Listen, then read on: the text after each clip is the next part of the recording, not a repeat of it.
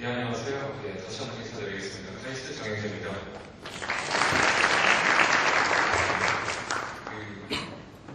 유영만 교수님 강의 잘 들으셨죠? 네, 저도 재밌게 들었습니다. 사실 저는 이렇게 강연을 일반 대중들을 위해서 잘하는 스타일은 아닙니다. 네.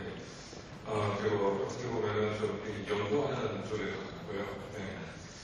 하지만은 빅데이터 분야에서 요즘 큰 이슈가 되기 때문에 그래서 제가 고민하는 것은 꽤 이렇게 나눠보자고 준비를 했습니다. 그리고 사실 제가 이 컨택을 받을 때는요, 이 소프트웨어 FA 쪽에서 이렇게 컨택을 받았거든요. 그래서 소프트웨어 쪽에 계시는 분들이 많이 참석하실 거라 이렇게 좀 예상을 했었는데, 그래도 지식 컨퍼런스는 큰 틀이기 때문에 조금 제가 설명드리는 것을 조금 일반화시켜서 이렇게 설명드리도록 하겠습니다. 네. 지금 저는 사무실 시스템하고 교수로 재입 중이고요. 네. 그리고 학문을 좀 여러 가지 했습니다. 항공공학공학을 했고, 그다음에 경영공학, 기계공학, 그리고 기계공학으로 박사를 받았지만은 마지막에는 이 기계공학이지만은 또 이런 데이터를 많이 다루는 게 좀 연구를 했습니다. 네. 그리고 책을 쓴 게 하나 있는데 경영학 콘셉트라고요. 책은 미국에 있을 때 책을 썼습니다. 네. 제가 제 입으로 제 책 이야기를 좀 낚아드렸지만은 그 당시에 경제경영부문 베스트셀러에 올랐는데요. 네. 근데 사실 제가 이 책을 이렇게 이야기 드리는 이유는요. 여기서요. 제가 이 책 집필을 할 당시에 2010년도였는데 그때 사실 제가 책을 한 3년 동안 썼습니다. 예. 근데 책을 집필하는데 제가 오보를 드리니까 편집하시는 분이 어떤 특정 단어를 다 지우시더라고요. 예. 근데 그 단어가 바로 빅데이터였습니다. 그 당시까지만 하더라도 이 빅데이터 단어가 너무 생소하더라. 그리고 단어가 이게 뭐냐, 빅 플러스 데이터. 이 우리나라 투자자들을 뭘로 하냐, 이런 단어 쓰면 안 된다. 이렇게 이야기를 들었습니다. 그래서 불과 4년이 지난 이후에 이제 굉장히 생각이 바뀌었죠. 특히 요즘 대기업에 다니시는 분들, 빅데이터 프로젝트 한두 개 정도는 지금 돌아가고 있는 걸로 알고 있습니다. 그리고 또 하나는 빅데이터라는 팀이 또 대기업에는 꽤 몰랐습니다. 네, 저도 현장 일을 많이 하는데요.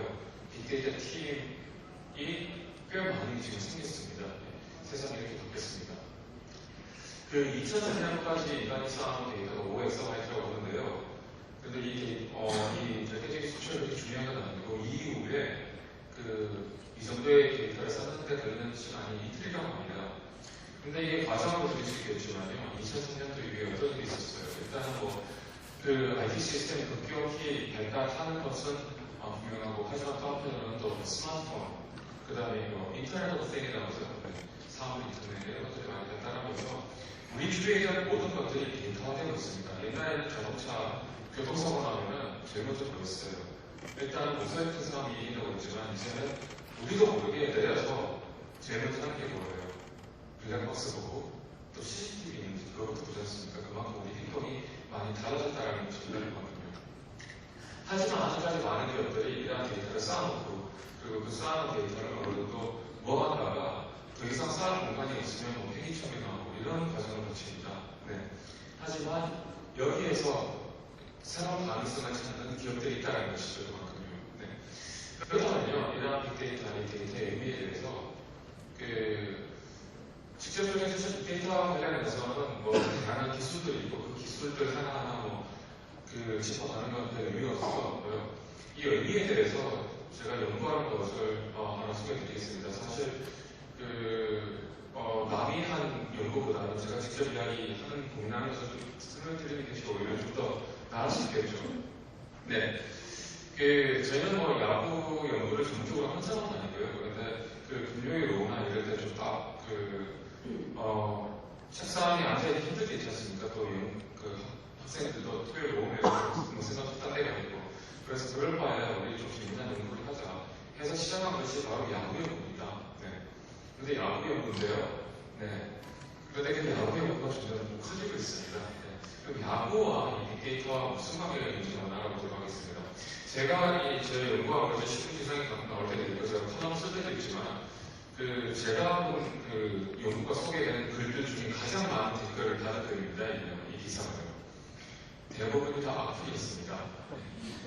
악플의 특징은 반말이더라고요. 네가 야구를 아느냐. 네. 어떤 연구를 했냐면요. 네. 여기 보시면은 이 삼성과 기아가 경기를 하고 있습니다. 근데 삼성과 기아가 경기를 하고 있는데 여기 이 그래프는 자동으로 그려지고 있습니다. 자동으로. X축을 보시면요. X축이 뭐겠어요? 보시는 분들. 이닝입니다. 회. 각각 이닝이고요. Y축은 이게 확률입니다. 그래서 여기서 보시면은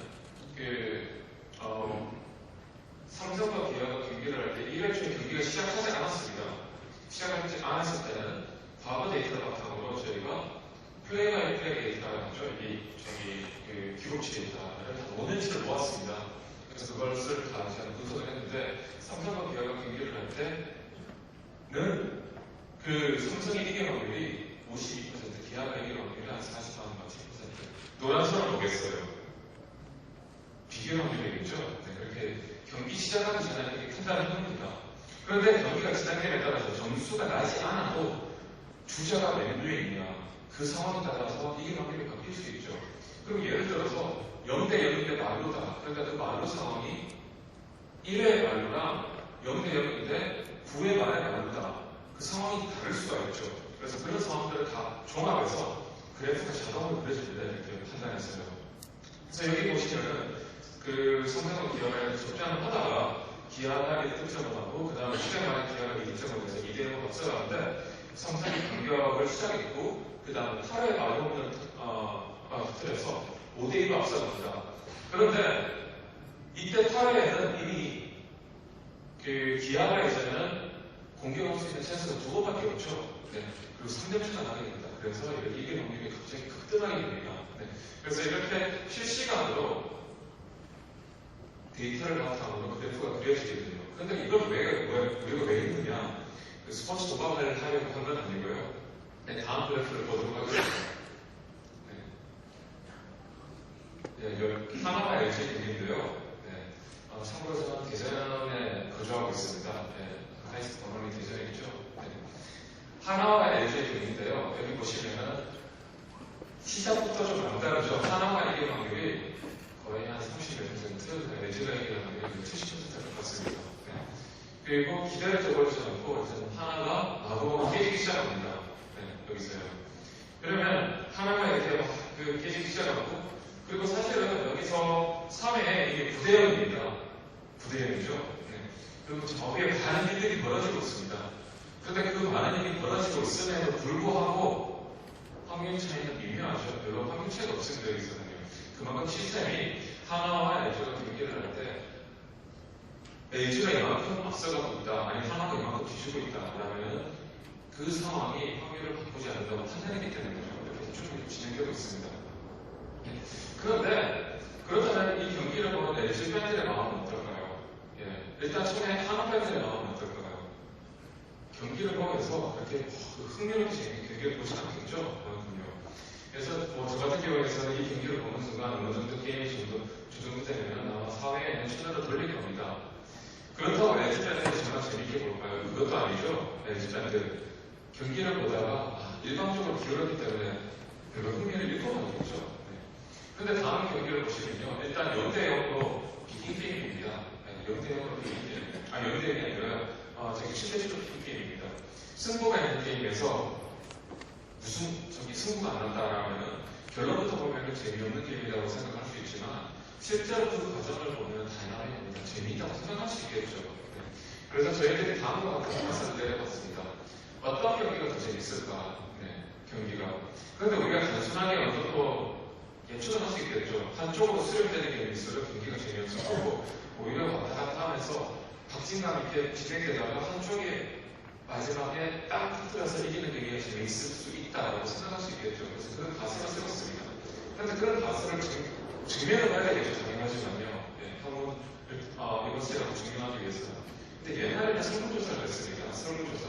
이 경기를 본 분, 저 경기를 본 분, 그리고 그 분들을 바탕으로 설문조사를 하고 어느 경기가 재밌었습니까? 하고 해서 그 설문조사를 했겠죠.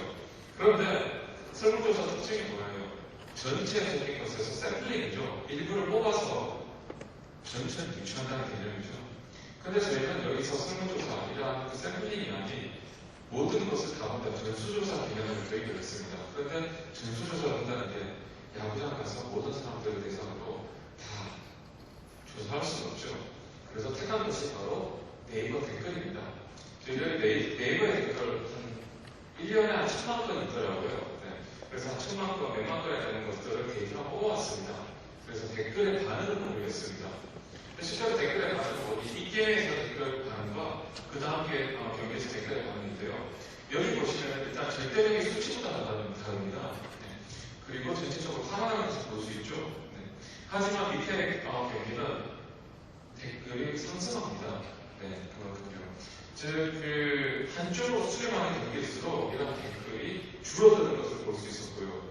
그리고 팽팽하게 맞서서 경기가 진행되다가 마지막에 한 팀이 일방적으로 이기는 경기가 댓글이 급격하게 상승하는 것을 대부분의 경기에서 볼 수 있었습니다. 그래서 이처럼 저희들이 낸 가설을 어느 정도 증명할 수 있었습니다. 한 가지 결과이지만요. 그 위쪽에 이렇게 재미없는 경기임에도 불구하고 댓글이 500개가 달리더라고요.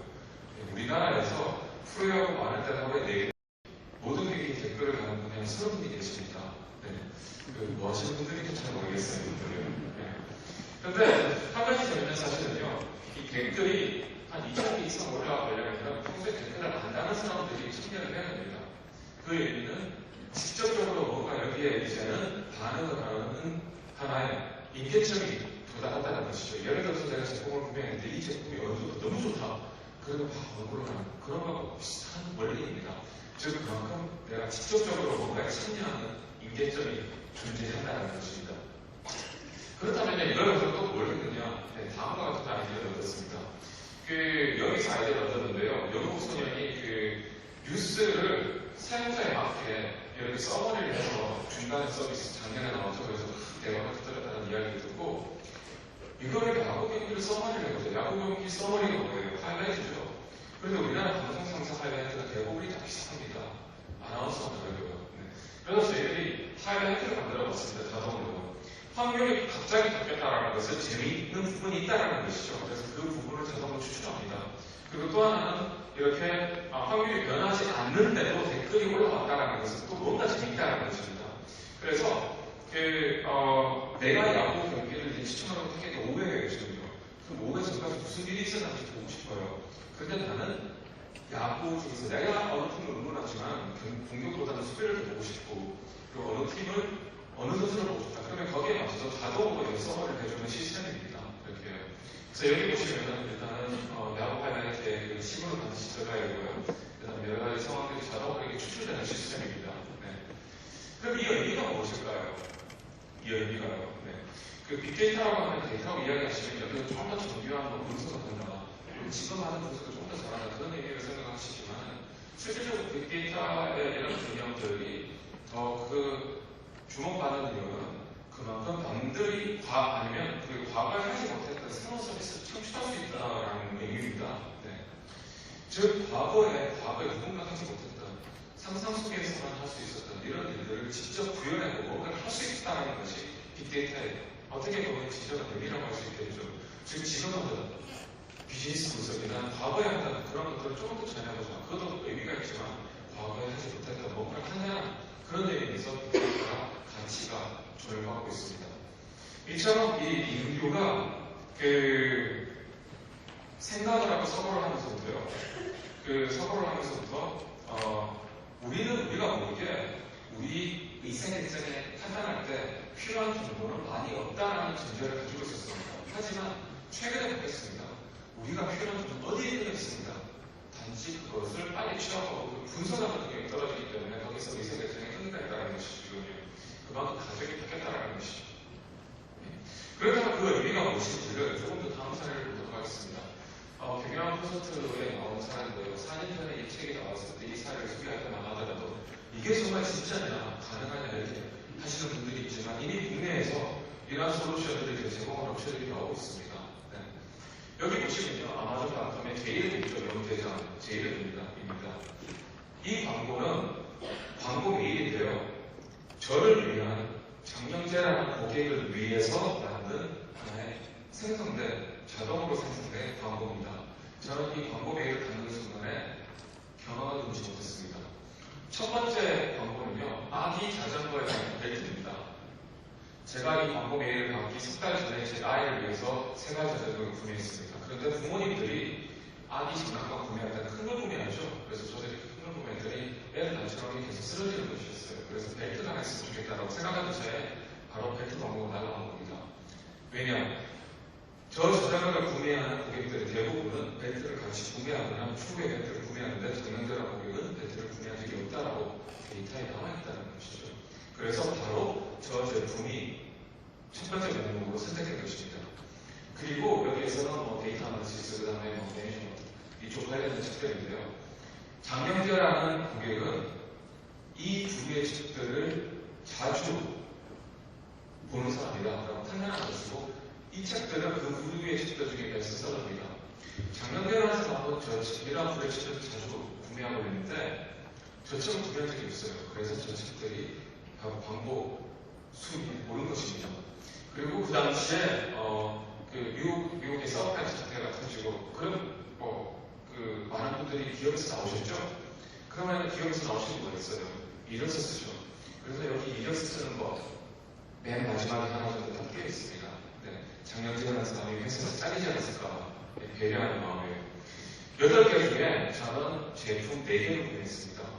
여러분 TV 광고율이 몇 %인 줄 아시죠? 0.00까지 갑니다. 여기 50%입니다. 째리 안 되죠? 이것이 무엇이냐? 바로 지름실입니다. 사람을 지르게 만들죠. 네. 저기처럼 과거에는 그냥 매스 마케팅이죠. 많은 사람들을 상대로 이런 마케팅하는 거. 근데 세분화돼서 그런 마케팅에서 옛날에는 제가 서점을 가면 서점 주인이 제 취향을 알았습니다. 그래서 서점 주인 서점 주인 되시는 분이 영재가 왔구나. 그러면 영재가 이런 소설을 좋아하는데 시간이 많은데 이렇게 추천했죠. 그런데 이런 매스 마케팅이 생기면서 여기 동네 서점이 다 없어지고 큰 대형 서점으로 바뀌면서 각각 개개인 고객에 대한 하나의 마케팅이 불가능했었지만 아마존닷컴은 그때 잭 베조스가 창업을 하면서 이런 데이터를 바탕으로 하나의 퍼스널한 하나의 마케팅을 가능하게 구현해야 된다라고 시작한 회사가 아마존닷컴이죠. 네. 즉 단순한 인터넷 리테일러가 아니라 이런 기술을 바탕으로 과거에 불가능했던 하나의 솔루션을 제공하는 회사가 나왔다는 것입니다. 네. 이처럼 이런 빅데이터, 데이터를 바탕으로 기업에 하나의 뭔가 가치를 창출하고 과거의 비즈니스에서 하지 못했던 새로운 아이디어를 창조적인 생각과 합쳐서 뭔가를 한다는 것이 바로 비즈니스 애널리틱스입니다. 그 애널리틱스라고 직역을 하면요, 분석하기 틀리지만 그 단어는 좀 의미가 다릅니다. 여기서는요. 어쨌거나 아직까지는 학문적으로 이 애널리틱스를 물로 정의할까, 그것이 아직까지 합의된 게 없기 때문에 아직까지는 애널리틱스라고 이야기를 합니다. 네. 즉, 이런 엄청난 많은 의사결정, 그 데이터를 바탕으로 복잡한 의사결정을 내린다는 의미죠. 네. 그렇다면 빅데이터 하시는 분들이 대부분이 IT 땅, 그래서 IT에서 어떤 시스템이 필요하다, 그래서 하도비나 아니면 무슨 데이터베이스 필요하다, 이쪽 기술이 필요하죠. 새로운 데이터를 보고 관리하겠다는 거요. 데이터를 모아서 관리를 했다. 그걸로 끝나면 안 되죠. 분석을 해야 되겠죠. 그래서 분석한다는 의미가, 이 분석한다는 새로운 하나의 의미를 찾고, 그 다음에 거기에 새로운 지식을 찾는 knowledge discovery라고 하죠.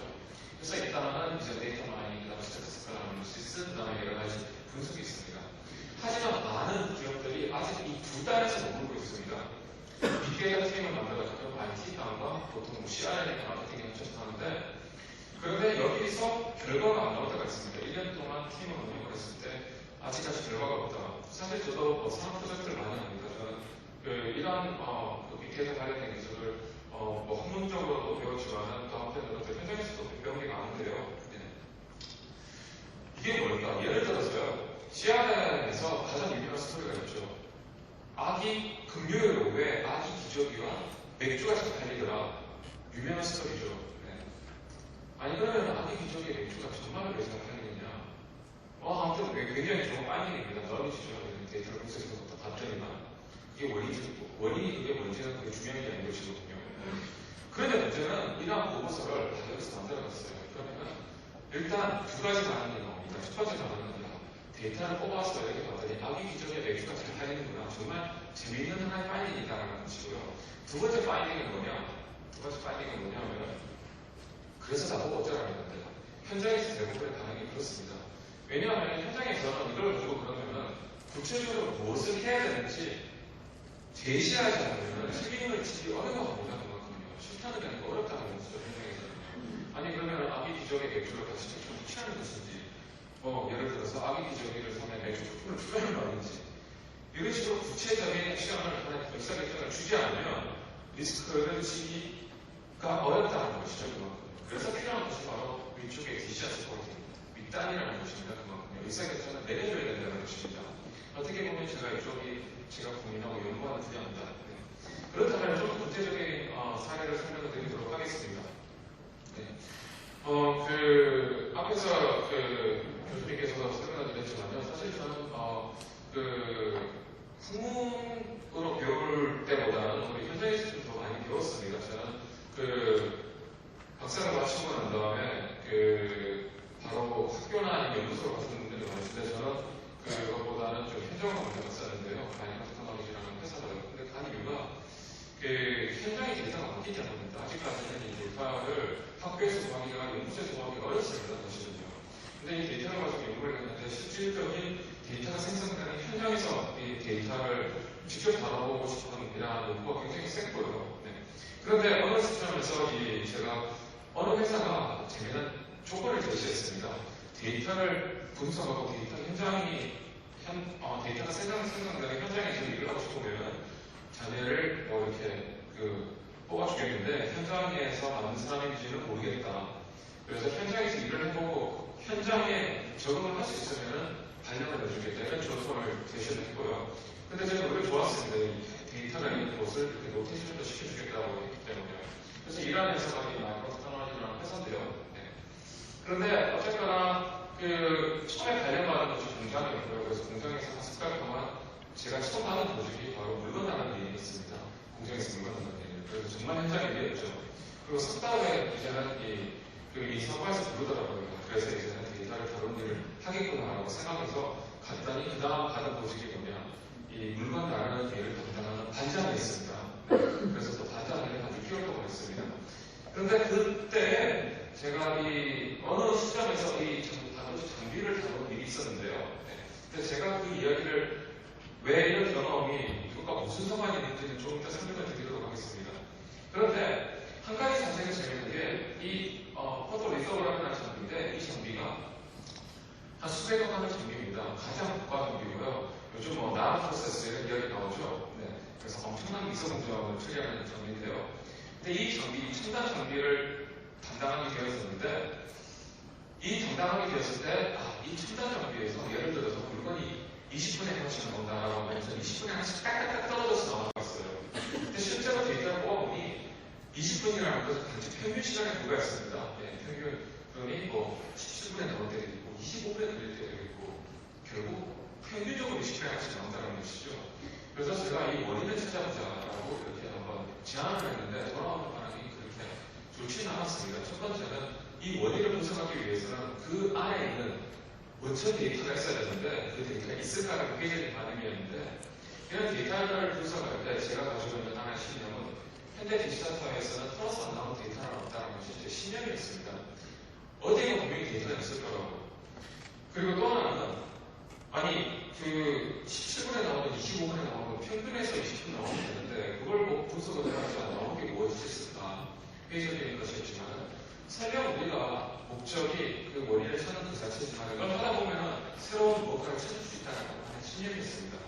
그래서 일단 어떻게 위에 허락을 받아서 프로젝트를 진행했는데 한 가지 재미난 사실은 이 장비 안에 모든 것을 기록하는 로그 데이터라는 것이 있었습니다.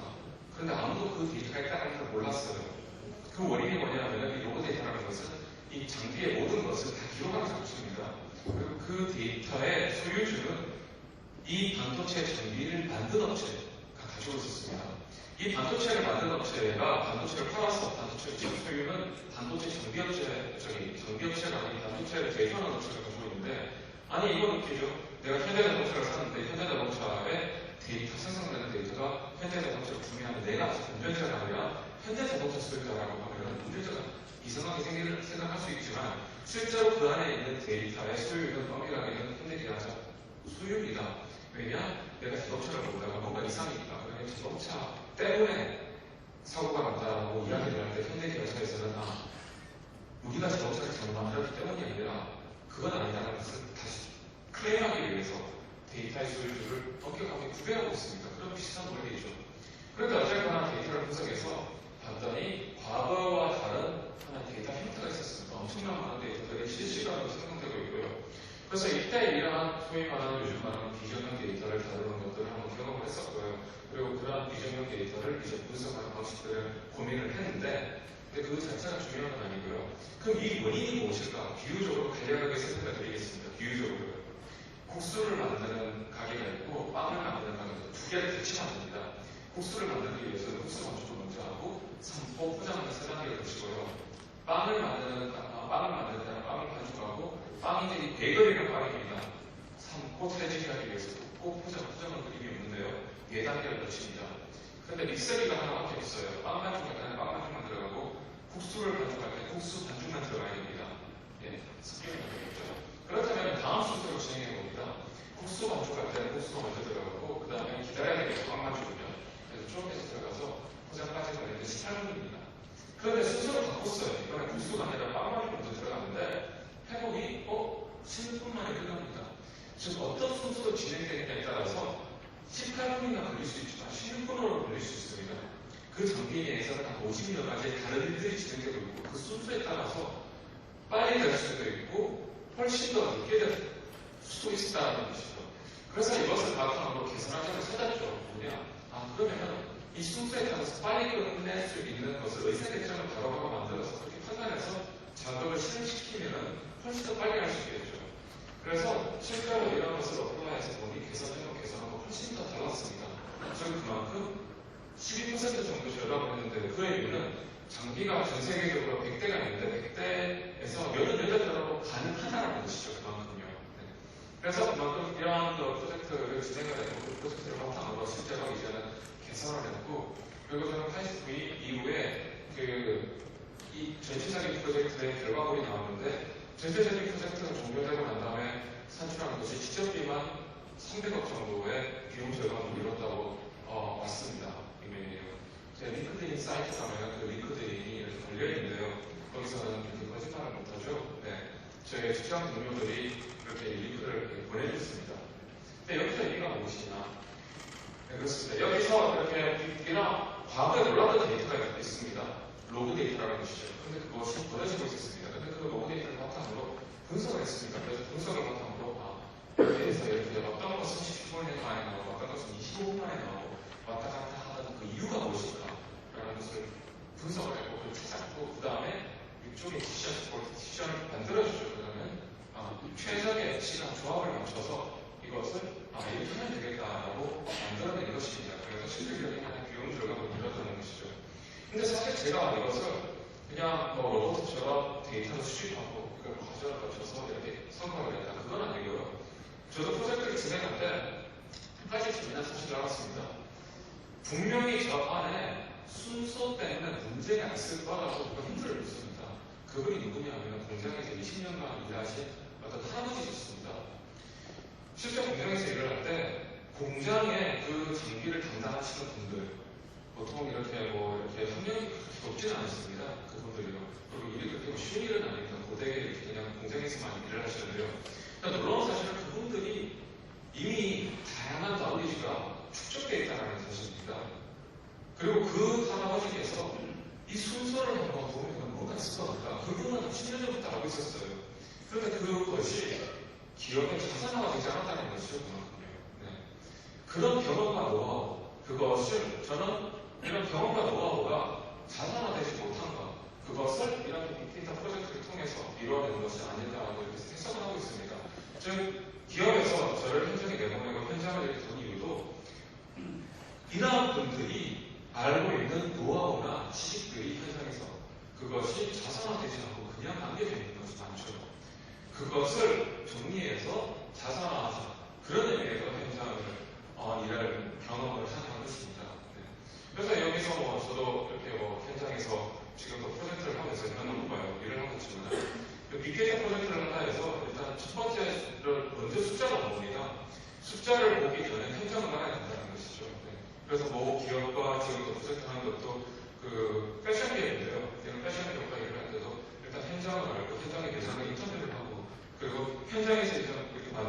계속 하시는 분들도 인터뷰를 하고 그래서 숫자를 보기 전에 일단 먼저 오퍼레이션을 알고 현장을 알고 산업을 알고 난 다음에 데이터를 봐야지 그것을 볼 수 있다 하나의 발견이었습니다. 그 시간관계에서는요, 짧게 하도록 하겠습니다. 이거는요. 그 유명한 자라 사례인데요. 기업에서 이렇게 유통 관련해서 교육을 받으시는 분들은 한 번쯤은 다 보셨을 것입니다. 워낙 유명한 사례이기 때문에요. 근데 자라 같은 경우에서는 그 유명한 브랜드죠. 네. 그 패션 기업 자라 같은 경우에서는 그 패션의 하나의 그 SPA 브랜드를 하나의 청주한 패스트 패션을 만든 기업이죠. 그런데 이 기업이 전통적인 기업입니다. 그 패션 기업이라고 하면 전통적인 그 옷을 만드는 산업 지난 한 몇백 년 동안 있었죠. 네. 근데 그 패션 기업의 특징을 보면요, 재밌는 게 기획에서 판매에서 기획하고 제조에서 디스트리뷰션에서 판매까지 걸리는 시간이 1년입니다. 즉 그 의미가 뭐냐면은 지금 패션 기업에 일하시는 분들 내년 여름에 유행할 상품들을 고민하고 계십니다. 네. 그 의미는 내년 여름에 어떤 것이 유행할까를 예측해야 되겠죠. 근데 예측이 쉽지가 않습니다. 어렵죠. 1년 후에 패션을 어떻게 예측을 해요. 그래서 이 자라 같은 경우에서는 다른 패션 기업들이 제품을 만들었는데 어떤 제품은 모자라서 못 팔고 어떤 제품은 남아 돌고 비용이 많이 들죠. 그래서 1년의 패션을 예측을 해보자 라고 해서 MIT 동대에 산업 프로젝트를 의뢰해서 같이 연구를 했습니다. 그런데 내년 동안 연구해서 나온 결과는 패션을 예측하면서 불가능하다라는 결론을 내렸습니다. 네. 즉 예를 들어서 내년 여름에 빨간색이 유행할 거다라고 생각을 했는데 내년 여름에 소녀시대가 34번을 가지고 와서 그 컨셉이 파란색이 돼요. 이러면 어떻게 예측해갔어요?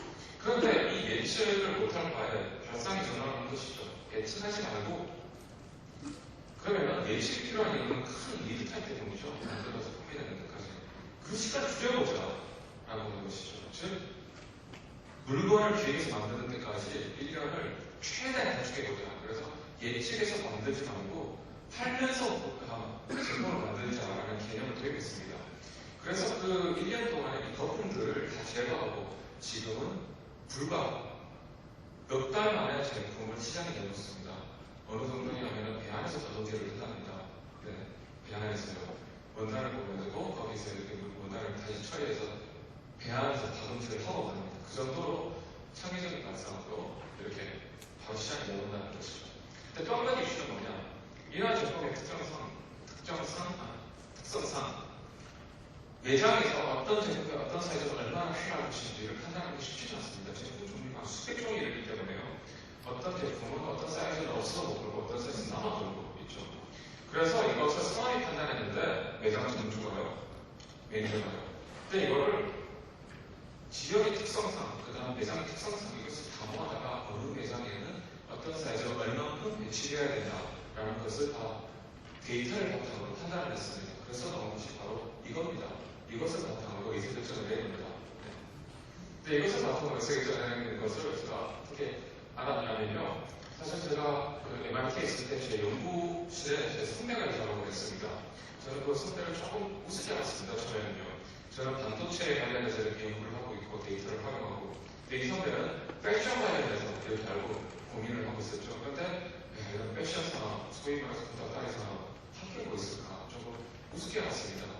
근데 실제로 지금 현재는 이분이 이쪽 경영학계에 가장 유명하신 분 중에 한 분입니다. 필립 캐롤라고 UCLA 교수인데요. 제가 느낀 건 뭐냐? 빅데이터 사회에서는 첨단 산업이라는 것은 첨단 제품을 만들어야지 첨단 산업이 아니라 첨단 운영을 하면 첨단 기업이 된다는 사실이죠. 우리가 무엇을 만들든 무엇을 판매하든 데이터가 있다는 것은 첨단 운영이 가능하다는 것입니다. 그럼 이것을 직접적으로 활용해서 첨단 기업이 되는 기업이 있고요. 그것을 그냥 수동적으로 모아두고 그냥 버려주는 기업이 있겠죠. 그래서 여기에서도 마찬가지로요. 이런 프레임이 적용됩니다. 과거에 버려지는 데이터, 고객 데이터, 그다음 지역 데이터를 바탕으로 어느 중에 어떤 제품이 어떤 사이즈로 가야 될까, 그다음 의사결정을 내려서 그것으로 엑스큐션을 하는 것이 현장이었어요. 그래서 여러 가지 활용하는 분야가 있습니다. 요즘 저는 연구하는 분야 중에 하나가 자동차 데이터인데요. 또 그 기획과를 하기 때문에 자동차 좀 관심이 있고요. 그래서 자동차 안에 엄청난 많은 데이터가 생성됩니다. 여러분들이 그 브레이크를 얼마나 밟는지, 그 다음에 엑셀을 얼마나 밟는지. 그래서 이 자동차라는 것이 대량 생산되는에도 불구하고 사용자의 특성에 따라서 부품의 수명을 좌지우지합니다. 그러면 이 부품이 문제가 있으면 사용자가 너무 차를 험하게 몰아서 문제가 있는 것인지 아니면 부품 전체에 문제가 있는 것인지 그래서 리콜 사태가 터지기 전에 사전에 대응한다는 개념이 조금 그래서 이런 데이터를 바탕으로 실시간으로 데이터 취합 미국에서 일본에서 다 가능합니다. 이제는 실시간으로. 그래서 그런 데이터를 바탕으로 그러면은 만약에 이 부품을 교체를 한다면 전체적인 생산량에 미칠 영향이 무엇인지를 바로 판단을 내릴 수 있는 하나의 시스템입니다. 그리고 또 하나는 요즘 카이스트 같은 경우에서는 이러한 러닝 시스템을 쓰는데요. 이 웹페이지로 관리하죠. 학생들 추적 관리, 그 다음에 제가 동영상 올려놓으면 그 동영상을 보고, 그 다음에 과제도 하고 채팅방도 있고요. 근데 재미난 사실은 학생들이 숙제를 언제 올리느냐, 그 다음에 학생들이 인터랙션이 얼마나 되느냐, 이런 것들을 보고 어느 정도는 이 학생이 정말 공부를 잘하는 학생인가 못하는 학생인가 판단할 수 있더라고요. 이게 상관계가 굉장히 있더라고요. 100%를 보시거든요. 근데 문제는 무엇이냐? 우리가 숙제가 나오고, 숙제 결과가 나오고, 시험 결과가 나와야지 이 학생이 문제가 있는 학생인지를 판단하는 것이죠. 그만큼요. 네. 그래서 저 교육학에서 이런 얘기가 있습니다. 1등을 하려면 1등 하는 것처럼 행동하고, 꼴찌하면 꼴찌 하는 행동을 한다고 합니다. 즉, 그만큼 성적이 나오기 전에 학생을 바로 보자는 것이죠. 그만큼요. 태도를. 그래서 이러한 러닝 시스템을 고민을 하고, 교육부에 제안을 했는데, 제안이 떨어졌습니다. 네. 그런데 아무튼 교육을 하는 사람 입장에서 학생들을 조금 어떻게든 끌고 가고 싶은 것이 교수의 역할이고요. 거기에 대해서 이런 데이터를 쓰고 싶은 욕심은 굉장히 큽니다. 네. 그리고 여러 가지 헬스케어 같은 분야도 굉장히 많죠. 네. 그런데 헬스케어 관련한 분야는 전문 분야이기 때문에 혼자서 못합니다. 그래서 의사 선생님들과 같이 좀 진행해야 되지만 이러한 웨어러블 디바이스를 통해서 아마 창출할 수 있는 기회가 굉장히 많다고 믿습니다. 네. 이처럼 데이터가 많은 것을 바꾸고 있습니다. 그리고 이러한 데이터를 바꾸고 이게 인문학적인 요소다, 기술적인 요소다, 구별하시는 분들이 계시지만 저는 그건 아니라고 봅니다. 오히려 이러한 현장에서 또 경험하는 분들, 이러한 하나의 노하우를 함께 공유할 수 있는 하나의 시스템이다. 그리고 우리가 생각하는 또 이러한 이 기술이라는 것이 또 창의적인 발상, 인문학적인 발상과 또 굉장히 밀접한 관계가 있습니다. 아까 제가 말씀드린 것도 무조건 숫자가 다는 아니고 또 실질적인 빅데이터 이펙트는 이런 창의력과 새로운 하나의 아이디어가 뭔가 새로운 걸 창출한다는 것이죠. 어쨌거나 데이터가 많은 것을 바꿔놓고 있습니다. 기업이